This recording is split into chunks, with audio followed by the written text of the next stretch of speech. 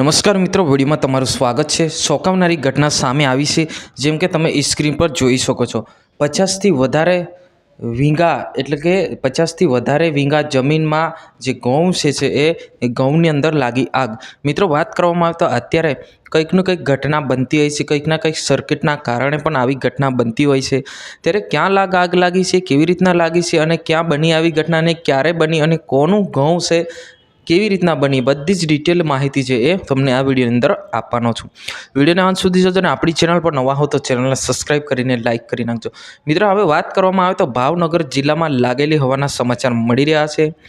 છોટાઉદેપુર જિલ્લાના ડુંગર વિસ્તાર એટલે કે ડુંગર ગામ બાજુના આદિવાસી સમાજના છેલ્લા 5 મહિનાથી ખેતી મજૂરી એટલે કે ભાગે ઘઉં કરવા માટે ગયેલા ત્યારે આ જે બનાવ છે 2 દિવસ પહેલાં બન્યો હોવાના સમાચાર મળી રહ્યા છે।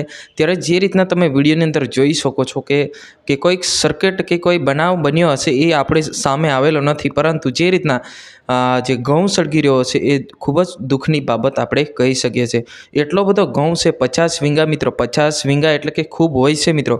50 વીંગામાં આગ લાગે તો કેટલી મોટું નુકસાન આપણે કહી શકીએ છીએ।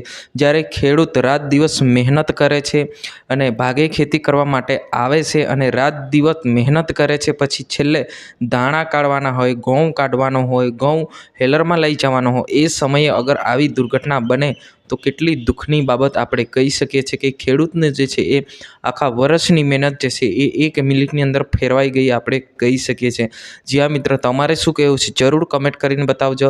ખરેખર આ ખેડૂત સાથે જે ઘટના બની છે ને, આ ખરેખર સરકાર દ્વારા મદદ કરવું જોઈએ। જે પણ એમને વળતર આપવાનું હોય એ તાત્કાલિક આપે, જેથી કરીને આ ભાઈનું ગુર્જન અને ઘર ચાલી શકે। જી હા મિત્રો, આજની વિડીયોની અંદર બસ આટલું। તાત્કાલિક આપણે નવા વિડીયોમાં મળશું। જય હિન્દ, વંદે માતરમ।